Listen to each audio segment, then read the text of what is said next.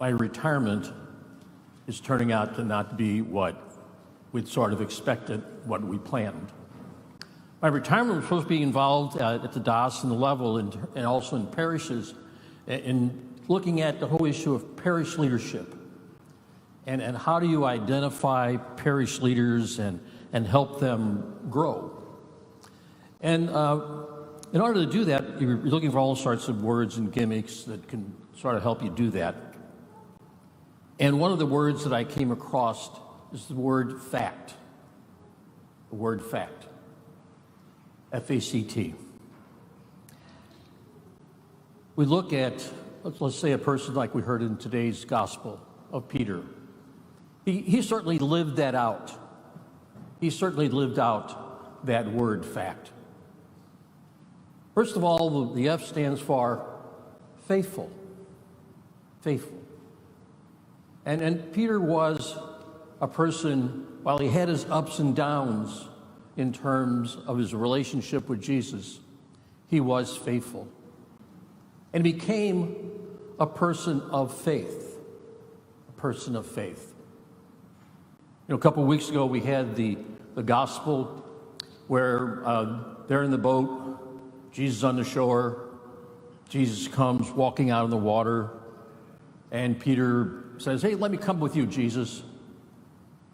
So he gets on the water, and then all of a sudden goes, "Dadgummit, I'm on water. You don't walk on water." And he begins to sink. He begins to sink. His faith is challenged. But later on, we see how that faith is growing and growing. And Peter becomes this faithful person. The second letter stands for available. Available. You know, initially, Peter was a fisherman. He was that was his livelihood. That's how he supported his family. But more and more, he came to be available to the message of Jesus and gave himself more and more to that. Gave himself more and more to becoming a follower, a disciple, and eventually an apostle. Available. Now, the C is a word we don't like to hear right now.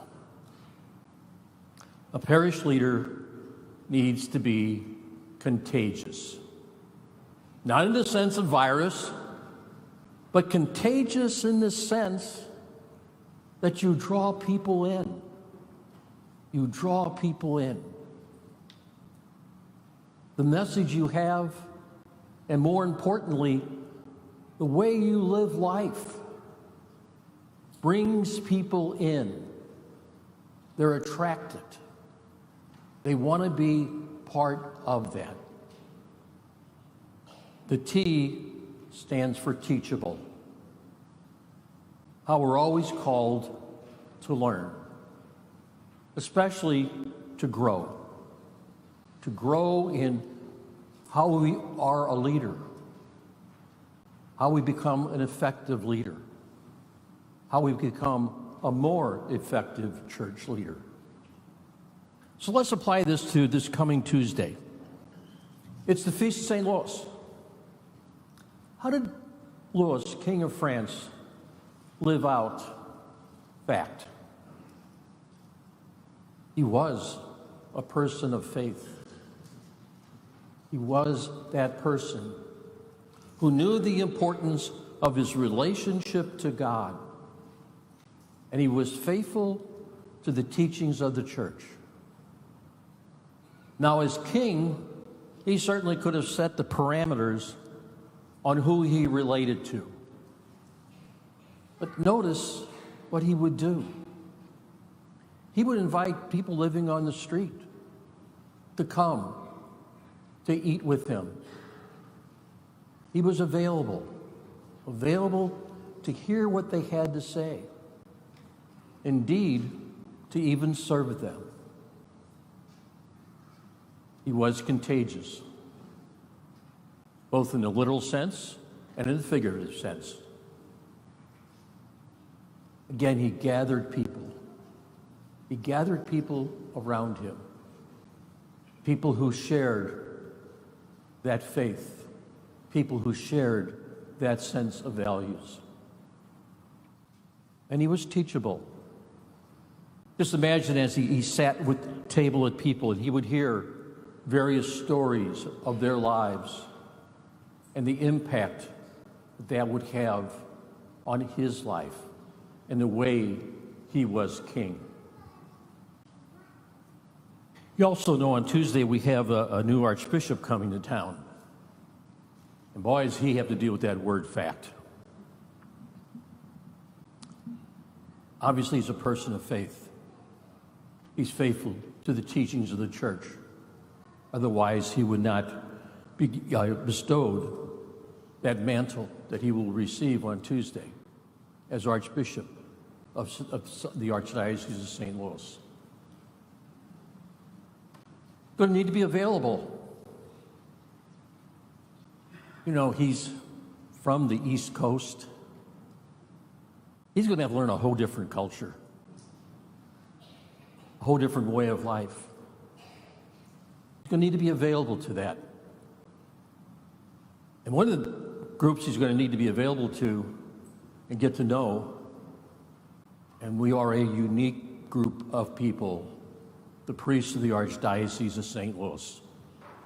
This goes back a number of years. The parish nurse at the then St. Blaise was asked to become the nurse for the priest of the Archdiocese. And as Sue and I talked, I said, Sue, if you take the job and you'll be good at it, you're going to meet a unique group of characters.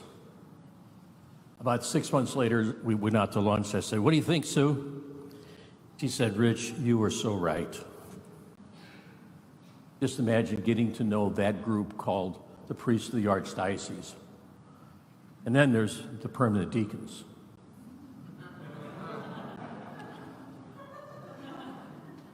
Sorry, Frank. Again, and that's just the tip of the iceberg. He's going to need to be available to the parishes, the various agencies of the Archdiocese. And he's going to need to be contagious, drawing people in to his style of leadership. You know, as a priest of the Archdiocese, he will be the 6th Archbishop. And each of those Archbishops had, in their own way, draw people in. Draw people in. And he's going to need to be teachable. First of all, he's going to need to learn where Piketowski's is. That's the great Polish store on West Florissant. And more than just that, we need to, again, learn who we are. Who we are as the Church of St. Louis, the Church of the Archdiocese of St. Louis. He's going to need to learn that. Parish people in leadership positions in the church, how they need to continue to grow. And again, going back to the example of Peter, that last appearance that he has with Jesus. Again, they're at the Sea of Galilee. Peter's in a boat. Jesus is on the shore. And they come to recognize that it is Jesus. And they go to the shore. They have this breakfast. And Jesus asked Peter a simple question. Do you love me? Yes, Lord, you know I love you. Peter, do you love me? Yes, Lord. Peter, do you love me?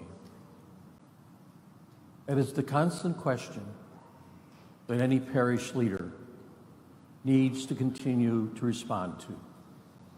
Yes, Lord, I love you. And be very practical in showing that love.